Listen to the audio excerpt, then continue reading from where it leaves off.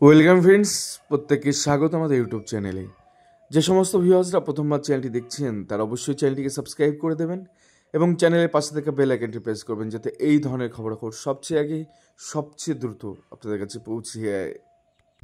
তো গতকালই আমাদের পশ্চিমবঙ্গ রাজ্যের মুখ্যমন্ত্রী মমতা বন্দ্যোপাধ্যায় ঘোষণা করেছেন যে 21,000 শূন্য পদ, শিক্ষক শিক্ষিকা শূন্য পদ তার হাতে রয়েছে। তো এইরকম একটা ঘোষণা যখন তিনি করলেন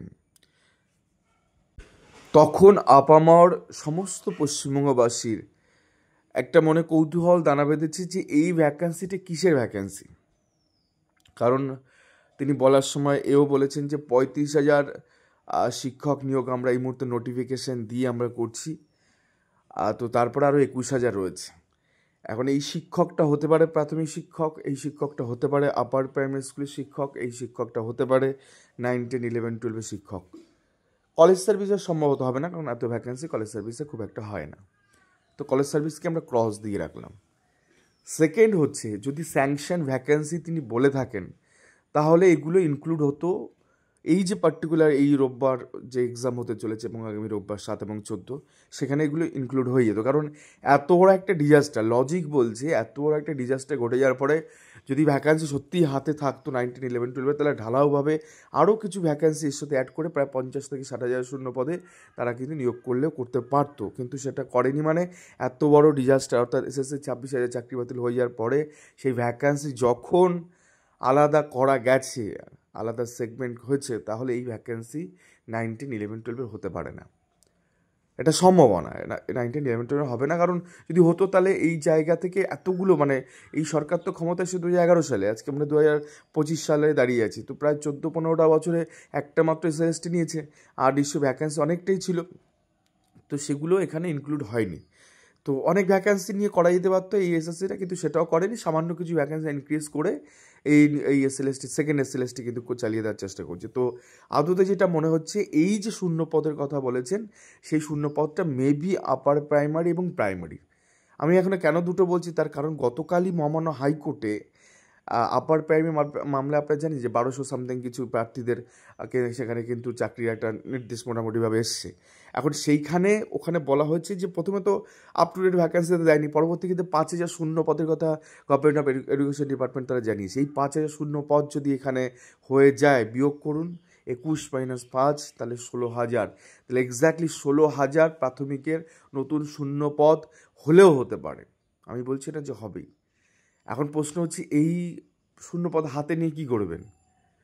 যখন ওবিসি মামলা জুজু দেখিয়ে প্রাথমিক শিক্ষা পর্ষদের রঞ্জন কুমার ঝা সচিব একটা নোটিশ দিয়ে বললেন যে হ্যাঁ, আমরা ওবিসির জন্য আমরা নিতে পারছি না, এই ঝামেলা মিটে যাক, নিয়ে নেব। তার মধ্যে এসএলএসটি পরীক্ষা করানোর তৎপরতা দেখুন, এত তৎপর তারা পরীক্ষাটা নিয়ে দায় সারতে চাইছে যে এই রোববারেই পরীক্ষা। আমি শুক্রবারে ভিডিও করছি, শনিবারে বাদ দিয়ে পরের দিনই রোববার পরীক্ষা। মানে তারা পরীক্ষাটাও করিয়ে দিল এতগুলো মানুষের লাশের উপর দিয়ে, যে এখানে প্রমাণিত হয়ে গেল দুর্নীতি করে টাকা পয়সা খেয়ে দিয়ে চাকরি দিয়ে এই জিনিসগুলো করেছে। ভাবুন না, মানে যে যখন থেকে এইগুলো চাপাচাপি শুরু হচ্ছে, রাজ্য সরকার শূন্যপদগুলো কমতে থাকছে। যখন এগুলো দরকার ছিল না তখন শূন্যপদ প্রচুর ছিল। 2016 সালে একটা টেট থেকে 60,000 শিক্ষক নিয়োগ করে দিয়েছে। কেন করেছে? তুলেছিল, রাস্তা তোলার জায়গা ছিল, ওর খাটের নিচ থেকে টাকার পর টাকা পাওয়া গেছে। যাই হোক, আমরা সে বিষয়ে আজকে আমরা ভিডিও করছি না। আমরা যেটা বলতে চাইছি যে সেপ্টেম্বরেই একটা বিজ্ঞপ্তি আসতে পারে। কারণ একবার যদি মানে পুজো যদি পার হয়ে যায়, ভোট বৈতরণী যদি পার হয়ে যায়, তাহলে কিন্তু নিয়োগের সম্ভাবনা থাকবে না।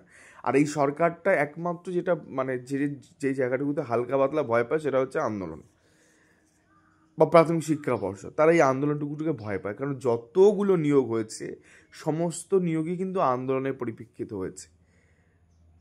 আজকে কতগুলো বছর হয়ে গেল, 2022 টেট বানাচ্ছে, 25 সাল, ভেবে দেখুন একবার কত বছর টেট হয়নি। 17 টেট একটা নোটিফিকেশান দিয়ে কবে গিয়ে টেটটা হলো। তো এরা এক বছর টেটটাও নিতে পারে না। আজকেই বলছে না, ও তো টেট পাস করা মানে চাকরি নয়, এই ধরনের কথাবার্তাগুলো আসছে। এখন বিষয়টা হচ্ছে, টেট পাস করলে তো মানুষকে একটা সুযোগ দিতে হবে নিয়োগে, সে সুযোগও এরা দিতে পারছে না। কথায় শুধুমাত্র ধাপ্পাবাজি কথা, আমি এখানে মিটিং করছি, সেখানে মিটিং করছি, কাজের কাছে কিছু করতে পারছে না। কাজে কাজে এবার করতে হবে। তার কারণ প্রচুর সংখ্যক ছেলেমেয়েরা যাবেটা কোথায়, তোমার পরীক্ষা কোথায়? এত বছরে একটা এসএলএসটি, সেটাও তুমি 20 বার জলে থেকে বাতিল হয়ে গেল। প্রাইমারিগুলো সেটাও টুকটুক করে ধুকছে। 2016 সালে প্রাইমারি ধুকছে, যে 42 হবে না 32 হবে সেটা নিয়ে ধুকছে ডিভিশন বেঞ্চে।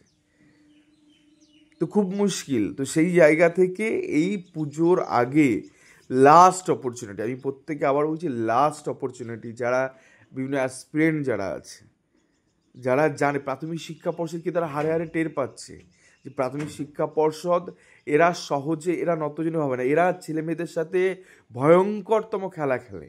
মানে পশ্চিমবঙ্গে খেলা দিবস যদি পালিত হয়, তা প্রাথমিক শিক্ষা পর্ষদ হচ্ছে উচ্চ খেলা দিবস।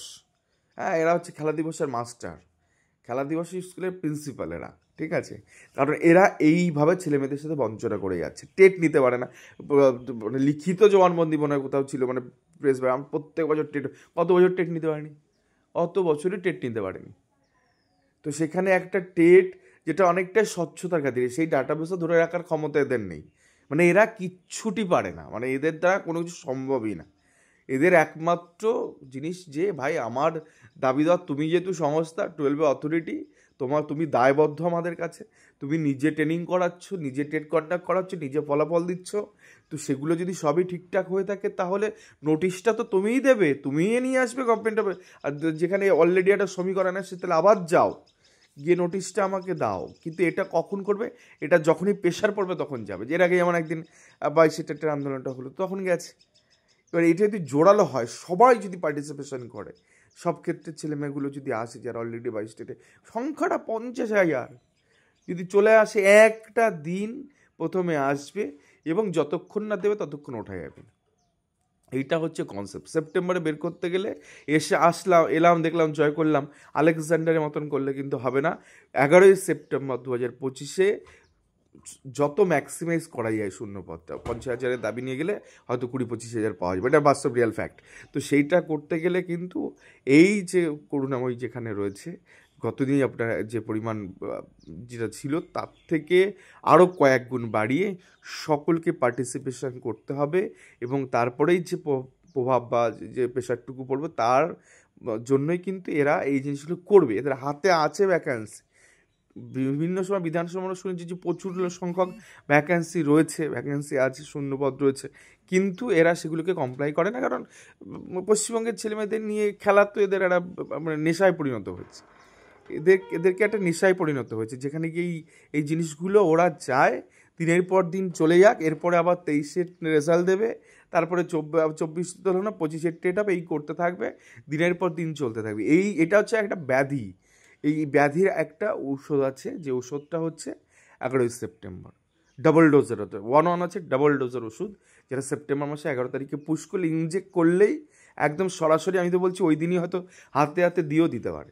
আর ওটার জন্য দেরি করার জায়গা নেই, কারণ অলরেডি 11 তারিখ দিয়ে ফর্ম ফিল আপ করি তো নিতে হবে। তো তো তার মধ্যে পুজো চলে, আমি ধরে নিলাম পুজোর আগে হয়তো যদি ফর্ম ফিল আপটা কমপ্লিট করিয়ে নিতে পারে, তাহলে সেক্ষেত্রে নভেম্বরে আমাদের, অক্টোবরের শেষ বা নভেম্বরের থেকে আমাদের ইন্টারভিউ হতে পারছে।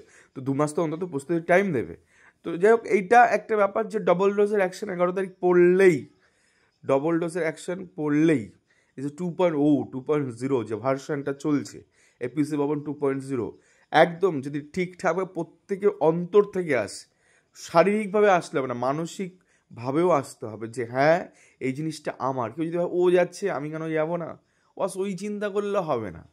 একটা মানে অনেকগুলো শক্ত লাঠি একসাথে মজবুতভাবে কিন্তু যদি একত্রিত হয়ে যায়, তাহলেই সেই লাঠিগুলোকে ভাঙতে পারবে না। সিঙ্গেল হলেই ভেঙে দিয়ে চলে যাবে। যেমন 2016 সালের ক্ষেত্রে আমি বারবারই বলি যে প্রচুর প্রার্থী করতে অর্ডার করে নিয়ে গেছিলো এবং ভ্যালিড গ্রাউন্ড ছিল, ভুল বুঝিয়ে বাড়ি পাঠিয়ে দিয়েছে, হ্যাঁ, চাকরি বাকরিগুলো দেয়নি। তো তখন সব সিঙ্গেল ছিল। এখন লড়াইটা ফাটাফাটি হচ্ছে, তার কারণ হচ্ছে ভাই আইনি পথে এখন বঞ্চিতরা ঐক্যবদ্ধ হয়ে গেছে।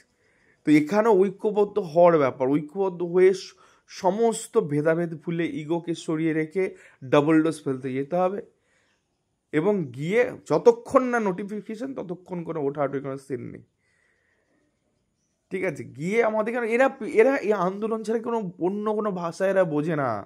এদেরকে তুমি কোর্টের অর্ডারও করিয়ে নিয়ে যাও, এরা অন্যভাবে ভেলকি ভালকা দিয়ে কোন ফাঁক ফোকর আছে।